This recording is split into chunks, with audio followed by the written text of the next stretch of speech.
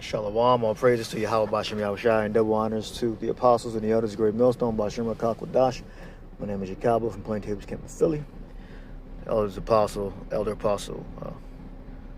Gabar did a lesson, I believe, a few days ago on, masculinity, being a man. And we can notice, because we're spiritual men, we understand the scriptures, that we are under the elders use a term, queen of heaven, like spirit, or a feminine spirit. It's Jeremiah 7:18, and we definitely are. It's not just trying to get women equal rights, and they've been suffering for centuries under the patriarchy. It's literally a evil, demonic spirit that Esau, Edom, the devil, has harnessed and is using against the population as a weapon. Jeremiah 7:18, the children gather wood, and the fathers kindle the fire, and the women knead their dough to make cakes to the queen of heaven, and to pour out drink offerings into other gods, that they may provoke me to anger. All right. Now, when you look up Queen of Heaven, it just tells you that, well, you look up heaven, it just tells you that it's a deity. All right, heaven. Go down to the bottom.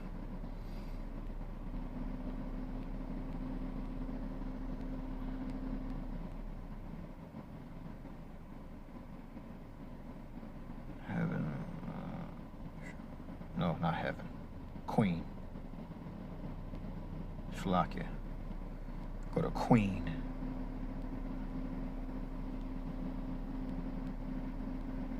There we go. Right there. A deity, a goddess of heaven. All right. Now, there's a prophecy in the scriptures that says that a woman shall compass a man. You look up the word compass, means to steer in direction, control. All right, pretty much be the head. And remember, Esau, Edom uses that as a weapon, not to liberate women for their own benefit. It's really to their own destruction. All right, but they see it as freedom and being able to have their own items and their own responsibility, so they'll never have to depend on a man. Now, in the world, you can do that. You can have that complete mindset of being independent, but in the faith, you have to be under your husband. All right, so that's goddess. So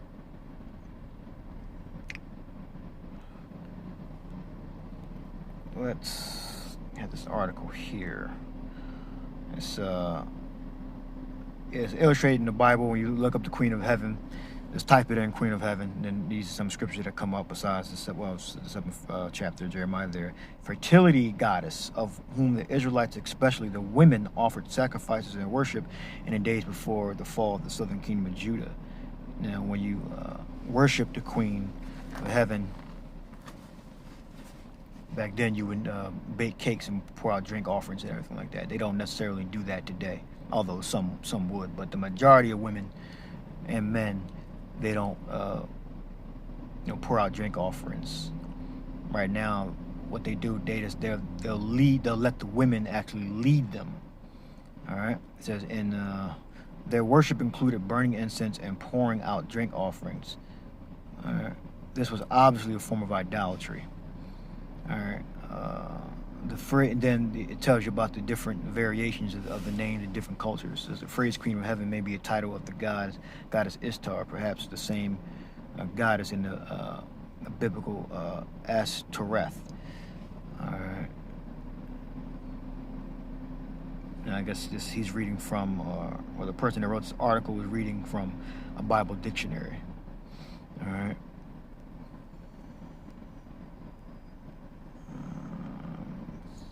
This right here. All right, I have the fertility goddess of pregnancy and childbirth, and this is why you have women that are making statements that 100 years ago they wouldn't have been making. by how they ought to be catered to with no reciprocity, meaning no reciprocal benefit. This is what the ideal woman, at least in the Western world, is how our mindset is. She is to be catered to and taken care of without any reciprocity, without any cooperation. Meaning she's in charge. It's whatever she says, what she says goes. All right, fertility goddess. So now, back then, they worshiped these gods. Men and women worshiped these gods, but men were still in charge. It was still a patriarchy. Now we're under the curse where the scripture says that a woman shall compass a man. Now the woman, the feminine spirit has overtaken the masculine. All right. Archaeological finds in, I had trouble saying that word, finds in the earliest goddess from around the world show her as a great mother goddess and creator.